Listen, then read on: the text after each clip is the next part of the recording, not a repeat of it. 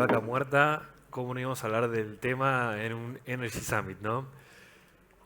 Bueno, ¿por qué empezamos? Ricardo, contame un poco brevemente cuál es la situación actual y hacia dónde tienen pensado invertir o volcarse. Sabemos que Tecpetrol es líder total en lo que es el shale gas, pero está también la ventana de petróleo, a la cual ustedes tienen proyectos en carpeta. Ok, bueno, muchas gracias. Muchas gracias a todos, gracias por la oportunidad.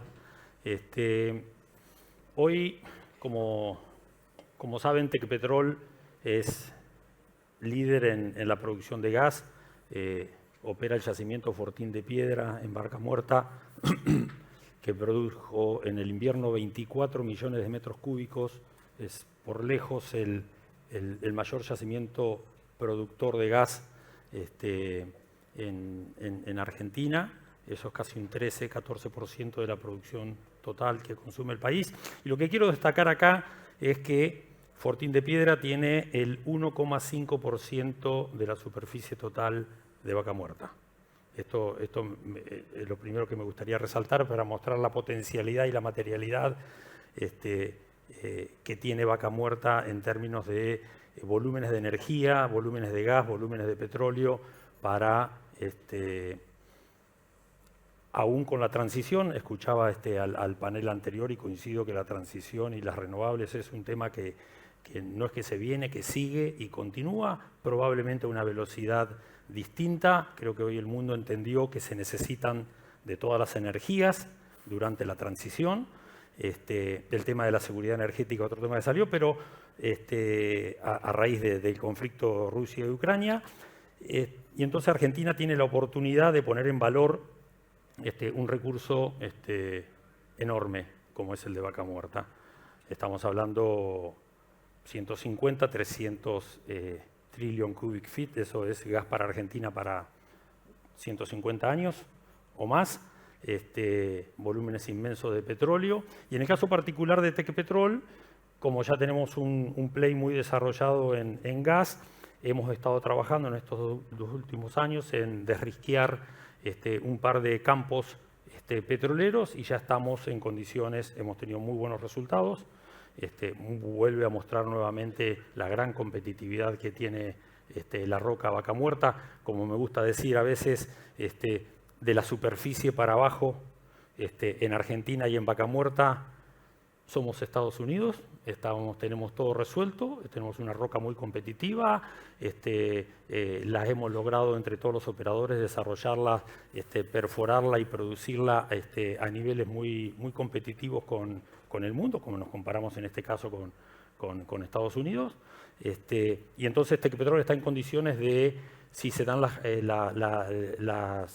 las adecuadas medidas macroeconómicas y regulatorias, de, por ejemplo, iniciar un desarrollo de petróleo de entre los 70.000 y 100.000 barriles de manera, digamos, inmediata, ¿no? Después hay que construir las facilidades y todo lo demás, que tomará un par de años, perforar los pozos para estar listo. Entonces, hay, y creo que esto es pie seguramente para lo que todos querrán entender de Vaca Muerta, hay una materialidad muy importante en Vaca Muerta, demostrada, madura, comprobada, competitiva, a la que hay que terminarla de vestir con los elementos de superficie, que los pondría en dos: condiciones macroeconómicas que permitan, digamos, el ingreso de capital fresco para dar un salto de escala. Hasta ahora se ha venido creciendo, digamos, de manera vegetativa con el flujo de caja de las propias compañías. Hoy, si se quiere, se habla de Vaca Muerta 1 millón de barriles o país 1,5 millones de barriles. Hay que pegar el salto, traer más equipos de perforación, traer dinero. Para eso hay que saber que el dinero tiene salida, que hay acceso a las divisas, que se puede acceder al capital y repagarlos. Todo eso es lo que la industria está esperando. Y también hay algunos temas regulatorios y algunos temas de infraestructura, como desarrollo de gasoductos y oleoductos, que deberán tener la velocidad adecuada y necesaria para acompañar ese crecimiento que puede hacer Vaca Muerta en gas y petróleo. Ya vamos a hablar de ese tema, pero ahora le quiero preguntar a Matías, ¿qué proyectos está haciendo Dow en este momento y cuál es el potencial de la petroquímica justamente para hacer esta complementariedad con Vaca Muerta? Mira, antes de empezar a hablar sobre Dow como industria petroquímica y química y el agregado de valor industrial que nosotros vamos a aportar, y en línea con lo que decía Ricardo, nosotros también fuimos pioneros allá por 2013 junto con YPF, perforando en el Orejano, que hoy produce 5 millones de metros cúbicos día más o menos. En ese momento, para recordar un poco la coyuntura, sufríamos un trimestre por año de cortes invernales en el invierno, donde nuestra planta en Bahía Blanca directamente no operaba, y esa fue la decisión que tomamos en ese momento de poner el hombro, y la verdad que fue una decisión muy disruptiva de la compañía, que no tenía esta integración vertical hacia atrás. Y eso cambió un poco nuestra manera de mirar el mundo y de relacionarnos con el upstream, ¿no? Y hoy, como decía Ricardo, lo que parecía una quimera o una ilusión hace 10 años, hoy es un yacimiento de clase mundial. Tenemos la geología, estamos bendecidos con una geología incluso a veces mejor que la de Estados Unidos en términos de líquidos. Nosotros tomamos el etano del gas natural para con el etano producir etileno y después polietileno, que son las resinas plásticas que nosotros producimos y abastecen 18 cadenas de valor industrial. Con lo cual, para la petroquímica se abre obviamente una ventana de oportunidades inmensa en la Argentina. Nosotros podríamos pensar, con el potencial de Vaca Muerta, de duplicar la capacidad productiva del polo petroquímico de Bahía Blanca. De hecho, hay varios proyectos que ya se están moviendo en esa dirección. El acuerdo que firmó YPF con Petronas, hay cuestiones que tienen que ver con fertilizantes, con la planta de Profertil, nuestro propio proyecto que obviamente quedó un poco relegado por la situación macroeconómica y de estabilidad jurídica en la Argentina, pero que siempre está en carpeta. Y no olvidar que el valor de la industria es justamente agregar valor industrial, multiplicar hasta por 8 el valor de esa molécula de gas. O sea, si vos tomás una molécula de gas y la exportás por gasoducto a Chile o al norte, ahora se anunció la reversión del gasoducto norte, tiene un valor. Si vos eso lo transformás en un pellet de polietileno, se multiplica hasta por 5. Y si lo exportás en un producto plástico terminado, se puede multiplicar hasta por 8. Con lo cual, en términos de creación de empleo, de capacidad, de desarrollo humano, etcétera, el potencial es infinito. Y la buena noticia, también un poco en línea con lo que decía Ricardo, es que en Argentina hay gas para todo. Tenemos 150 años de consumo de gas. No es una situación en donde nosotros competimos con el upstream o competimos con la exportación de GNL eventualmente, o la exportación a Chile, o incluso, ojalá que se dé en un plazo razonable, la exportación a Brasil, ¿no? Al sur industrial de Brasil, vía la reversión del gasoducto norte, etcétera. Con lo cual, el futuro es muy promisorio. Sí, tenemos que tener claro, sobre todo en términos de nuestra industria, que es verdad que tenemos 150 años de gas, pero también hay una meta en muchas de nuestras compañías, que es lograr la neutralidad en carbono en el 2050. Entonces tenemos que ser muy inteligentes en cómo nos movemos los próximos 28 años o 27 para financiar, ¿no?, con este capital que generamos hoy, esa transición energética hacia adelante. Esa cuenta que hacías de duplicar la producción, ¿cuánto sería para el mercado interno y cuánto se podría exportar? Mira, hoy la verdad que tenés que pensar en cualquier inversión de magnitud en un cracker de escala global. Nosotros estimamos que el consumo de polietileno va a seguir creciendo en el mundo, así como el de otras resinas plásticas. Las clases medias siguen expandiéndose en el mundo en desarrollo. India, China, África eventualmente puede ser un mercado interesante, y la verdad es que, de nuevo, tenemos todo para poder hacerlo, ¿no? Y en un mundo donde tenés algunas tensiones geopolíticas, ¿no?, China, Estados Unidos, la Argentina podría erigirse como un mercado exportador que no necesariamente entra en esas dinámicas, ¿no?, de tensiones geopolíticas. Ricardo, volvamos a lo que me dejaste pendiente, que es lo que está hablando todo el mundo ahora, gasoductos. ¿Cuáles son las obras que tenemos que hacer, que son prioritarias para la industria, y en qué plazo pensás que el capital privado se pueda hacer cargo de esa planificación y ejecución de obras? A ver, si me permitís, y en línea con lo que decía también Matías, antes te hago un semblanteo de todos los proyectos y los crecimientos para darle, digamos, soporte a estas obras de infraestructura. Argentina tiene por delante el incrementar el abastecimiento en el pico de invierno, necesita más capacidad de transporte para reemplazar, por ejemplo, a Bolivia, que ya va en breve, por su declinación, dejar de suministrar gas a Argentina. Después tiene crecer en el mercado regional, más exportaciones a Chile, el norte de Chile, y ir a Brasil. Se puede ir por dos lados, se puede ir por Uruguayano, se puede ir por el gasoducto del norte, reversando y pasando por Bolivia y llegando a Brasil, aprovechando también de este problema de Bolivia de la declinación. Tiene los proyectos de liquefacción de gas, que es el que verdaderamente va a permitir el salto de escala para poner en valor las reservas de gas, con una enorme contribución además al tema que mencionaba Matías de la descarbonización, porque ese gas va a reemplazar carbón. Entonces ahí hay una contribución importante de Argentina al proceso de descarbonización del mundo con la contribución del gas licuado, que está creciendo fuertemente, no solo por temas de seguridad energética, sino también por este tema que comento. Le sigue proyectos de industrialización, podemos poner ahí los proyectos de extracción de propano, butano y etano, en el cual el gas de vaca muerta es extraordinariamente rico. De hecho, el incremento y la participación del gas de vaca muerta en los últimos años ha ido cambiando la riqueza del gas a valores, digamos, realmente altos, en donde también hay necesidad de hacer algo con esa riqueza de gas. Están los proyectos de urea, por ejemplo, fabricación de urea, toda la petroquímica. O sea, se abre todo un escenario que por supuesto que son capital intensivo, requieren varios cientos de miles de dólares, o billions, como se habla para proyectos grandes, y que requieren las condiciones. Pero eso la materialidad, repito la palabra de vaca muerta, un concepto que también trajo Matías que es muy importante, el hecho de, tenemos un tema de macroeconomía y todo lo demás, pero también tenemos un país sin conflictos sustanciales, ubicado geográficamente y geopolíticamente en zona de no riesgos, que no tiene que atravesar las cosas que salgan de Argentina en barco, no tienen que pasar por estrechos que a veces se convierten en estratégicos, se cierra el canal de Panamá o el estrecho de Hormuz, y entonces la producción no llega, que se convierten en variables. Entonces pasa a ser un lugar en donde el mundo se podría diversificar en su fuente de abastecimiento con tranquilidad y con buenos productos. Entonces, para eso se necesita ¿qué? Oleoductos.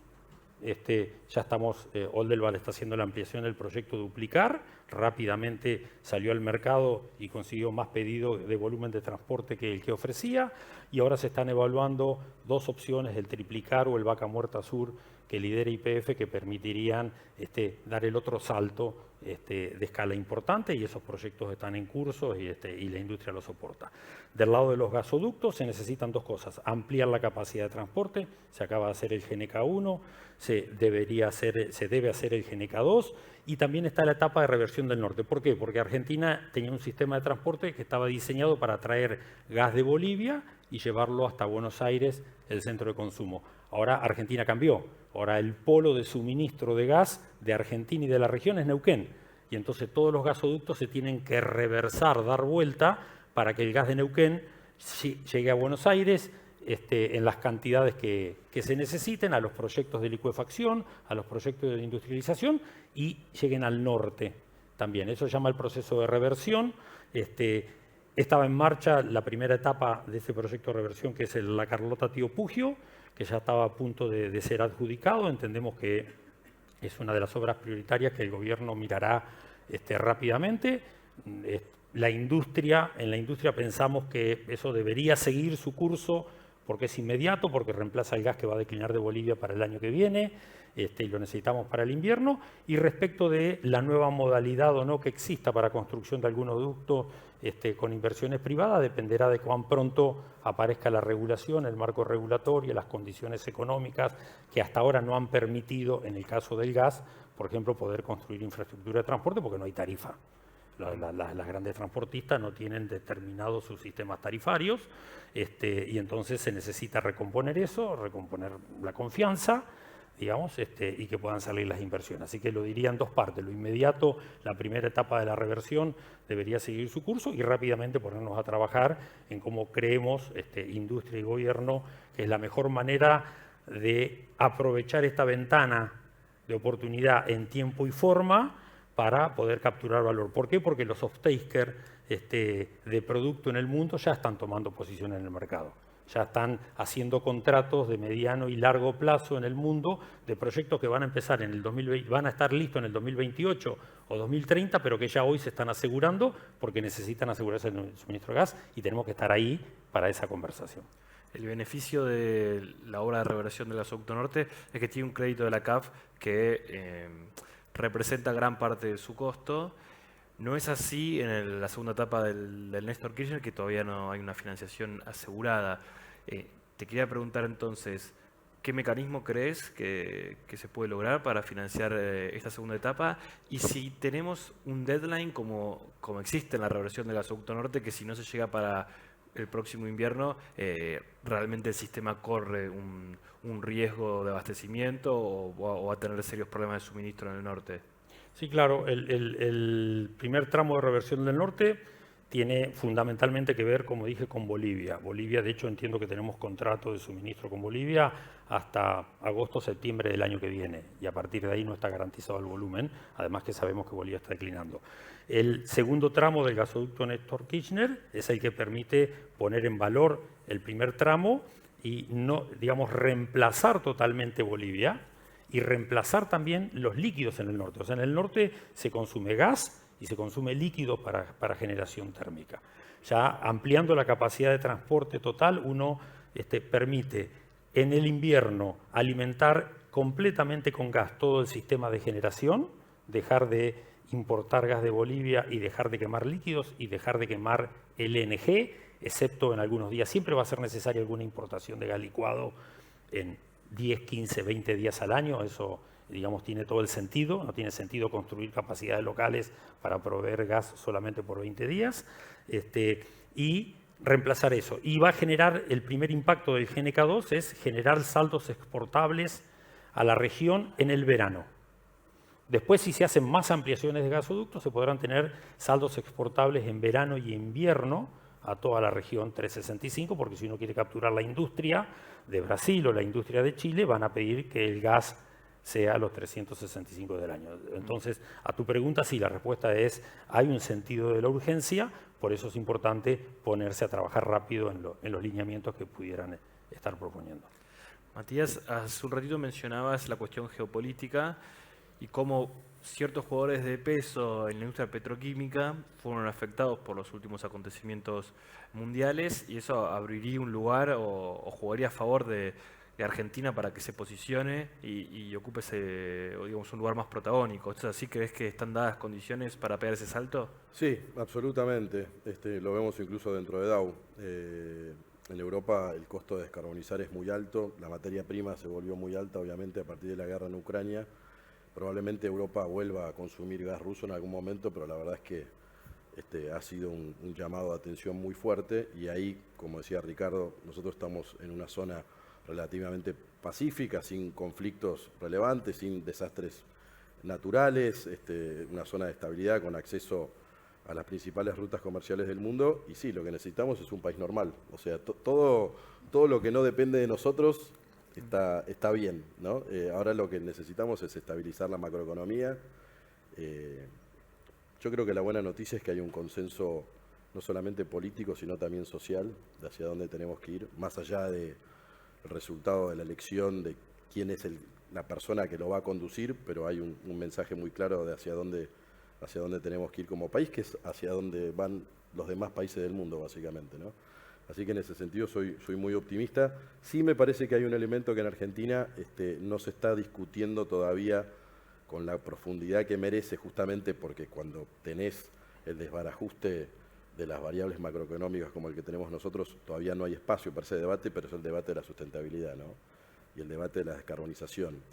En una industria como la nuestra, nosotros no vamos a expandir capacidad productiva si no va de la mano de reducir nuestras emisiones de CO2, ¿no?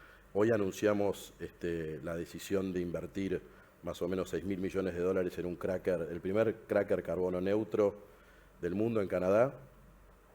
Básicamente esto se logra a partir del secuestro geológico y almacenamiento en pozos depletados de todas las emisiones que genera ese cracker. El cracker, básicamente, para el que no entiende, es tomás el etano, lo craqueás o lo rompés a más o menos 800 grados de temperatura y eso se transforma en un líquido con el que después se hace el polietileno, que son los pellets chiquititos que usan nuestros clientes para producir envases, ¿no?, rígidos, flexibles en múltiples industrias que nosotros utilizamos todos los días. Pero ese es un debate que en Argentina todavía no se está yendo y una decisión eventualmente de Dow de invertir en la Argentina va a tener que venir de la mano de esa opción también de descarbonizar. La buena noticia es que hoy también estamos comunicando la firma de un memorando de entendimiento con YPF y con Wintershall para empezar a analizar en la zona de Bahía Blanca esa posibilidad geológica de captura y secuestro de carbono, que incluso puede ser un negocio hacia adelante, y la Argentina en principio ofrecería ventajas bastante competitivas en términos de cuánto sería el costo de esa captura y almacenamiento de carbono, ¿no? ¿En qué estarían basados estos factores competitivos de Argentina? ¿En la cuestión geológica? La cuestión geológica y de que no hay un marco regulatorio que hoy castiga, ¿no? Si vos, por ejemplo, mirando Europa, tenés el Green Deal. Europa tiene una agenda verde muy agresiva, pero bueno, eso obviamente viene de la mano de un costo muy grande para llegar a esa descarbonización. Entonces yo creo que el hemisferio occidental, nosotros tenemos una presencia muy importante obviamente en Estados Unidos, en la costa del Golfo de Texas, cerca de Houston, en Canadá, donde estamos haciendo esta inversión, y en Argentina con los 2 crackers que tenemos en Bahía Blanca y el polo petroquímico de Bahía Blanca, ¿no?, que de nuevo tiene muchísimas oportunidades hacia adelante. Pero tenemos que empezar a también tener ese debate dentro de la Argentina. Más allá de los esfuerzos que nosotros estamos haciendo acá, pensá que nosotros, con el marco jurídico que tenemos hoy, en el año 2025 ya vamos a tener el 75% de nuestra planta, del consumo de energía de nuestra planta de origen renovable, y para el 2030 el 100% del consumo de energía eléctrica de la planta de Bahía Blanca también de origen renovable, ¿no? Ricardo, si tuvieras que poner un orden de prioridades a los objetivos que se trazan en Vaca Muerta, tanto el gas como el petróleo, mercados domésticos, sobre todo en gas tenemos para sustituir importaciones, tenemos mercados regionales que analizaste distintas alternativas para llegar, y bueno, más allá tenemos el género en el gas y bueno, el petróleo ya es una realidad que se está viendo más tangible en el corto plazo, pero ¿qué orden de prioridades le pones? Te contestaría de otra manera. Hoy Vaca Muerta tiene, y las empresas tenemos un portfolio de proyectos enorme, en donde probablemente la limitación es la disponibilidad de capital. Y entonces lo que se necesita en realidad es condiciones macro adecuadas y generación de confianza adecuada para que ese capital llegue y todos los proyectos puedan lanzar porque no compiten. Y además está la ventana de oportunidad. O sea, petróleo es un ítem, tiene una ventana digamos, de oportunidad importante. Probablemente no sabemos si son 30, 40 años, pero más acotada que la del gas seguro. El gas tiene una ventana, digamos, más grande, pero no estamos pensando en 100 años. Alguien dice 40, 50, una ventana de oportunidad. Todos los proyectos son proyectos millonarios. Cuando uno habla de un proyecto de licuefacción de gas, habla de 1.000 millones de dólares por cada millón de toneladas. Y si Argentina quiere llegar a, no sé, 30, 40 millones de toneladas, tiene que pensar en 30.000, 40.000 millones de dólares. Muchísima plata para invertir en Argentina, solo en la planta de licuefacción. Eso le sigue atrás una inversión del orden de los 80.000 millones de dólares en la perforación de pozos y todo lo demás. La reversión digamos, de los gasoductos es para terminar de afianzar el suministro interno, y que también implica una descarbonización. Acabo de hablar recién de que se reemplaza el uso de combustibles en el invierno en la generación eléctrica. Y te diría que está claro el qué. Digamos, antes de para ponerlo en términos electorales, antes de las elecciones estaba claro el qué, y creo que hoy sigue estando claro el qué. O sea, qué son las cosas que hay que hacer y cuáles son las oportunidades. Tal vez aparece un espacio de discusión para el cómo, que condiciona de alguna manera el cuándo. ¿Qué significa el cómo? Uno puede decir, bueno, gasoductos los hace el Estado. No, no los hace el Estado, los hace la empresa privada. Ese cómo puede condicionar un poquitito el cuándo, pero también se debería poder resolver rápido si hay propuestas adecuadas. Y hay mucho músculo, son muchas empresas, digamos, que están atrás de capturar la oportunidad. Yo abogaría por esto, por no conformarnos en elegir un proyecto, sino en tratar de hacerlos todos, porque todos son necesarios y van a distintos nichos, a distintos mercados, y abren. Me gustaría hablar en términos de balanza energética, o sea, un tema muy importante. Argentina, hasta ayer, deficitaria en términos de balanza energética. Podemos hablar de valores recientes y cercanos de 10.000, 12.000 millones de dólares negativos en balanza energética. Este año estaremos en 200, 400 millones de dólares negativos, o sea, cero a los efectos prácticos, y el año que viene ya se espera un superávit de 2.500, 3.000 millones de dólares. Es enorme el gap entre menos 12.000 y más 3.000, digamos, como primer impacto de vaca muerta. Entonces, o de la energía, conversamos un poco antes con Matías, no todo es vaca muerta, también está la posibilidad de un Palermo Aike, también está la exploración offshore. Y entonces, eso, digamos, genera además el efecto de no necesidad de divisas para importar energéticos, generación de divisas en la exportación, y genera todo una cuestión, círculo positivo que acelera el desarrollo. Por eso creo que tenemos que pensar en cómo logramos todo. Es fácil decirlo, más difícil hacerlo, pero mejor tener la mente, digamos, pensando en todo para que después se pueda ir haciendo lo que se puede hacer, pero no perdiendo de vista el todo. Ese consenso sobre el qué no es menor, y uno lo ve dialogando con todos los actores de la industria. Esperemos que la realidad prontamente nos despeje el cómo y el cuándo. Muchas gracias por venir.